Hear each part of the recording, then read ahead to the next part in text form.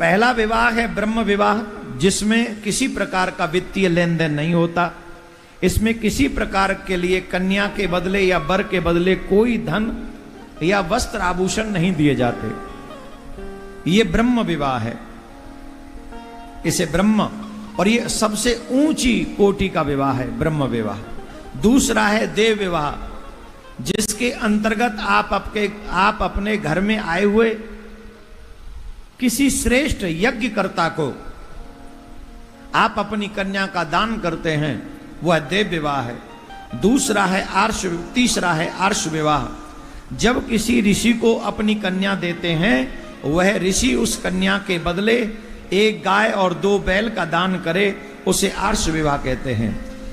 चौथा है गंधर्व विवाह, जिसे आजकल हम लोग लव मैरिज कहते हैं, प्रेम विवाह। चाहे कोई हो ना हो, हमारे वर्ग का हो ना हो, संस्कार सूत्र मिले न मिले, बस प्रेम हो गया विवाह कर लो। इसे पहले गंधर्व विवाह कहते थे, अब इसे प्रेम विवाह कहते हैं। चौथा है। 5वां है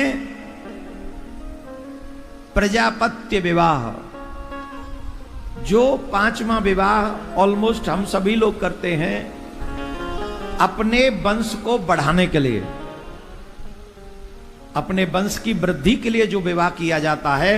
अधिकांश गृहस्थी जो विवाह करते हैं वो ये 5वां विवाह प्रजापत्य विवाह करते हैं, जिससे हमारे वंश की वृद्धि हो, हमारे पितरों को जल मिल सके। ये 5वां विवाह है। 6ठा विवाह है असुर विवाह,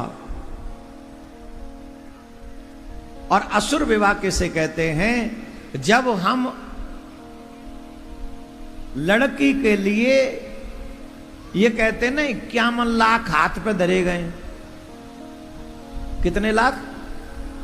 सगाई वायदे ना, 51 लाख, 11 लाख, 21 लाख, 1 करोड़, और बड़ी शान समझते हैं साहब, है ना? समझते कि नहीं?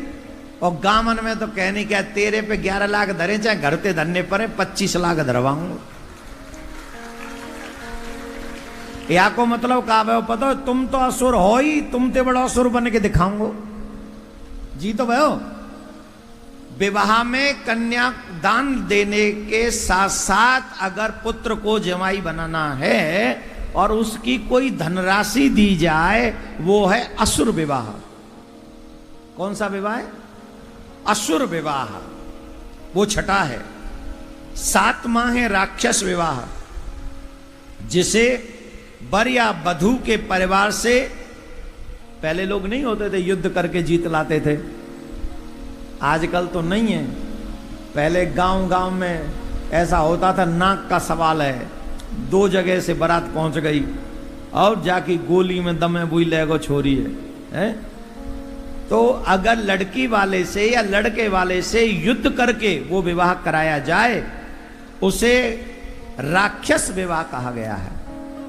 और 8वां है पिशाच विवाह, जिसमें हम किसी को झूठा प्रलोभन देकर या भ्रम में डालकर जब हम विवाह करते हैं, तो वो पिशाच विवाह है, वो 8वां विवाह है। इस प्रकार के 8 विवाहों का वर्णन शास्त्रों में किया गया है।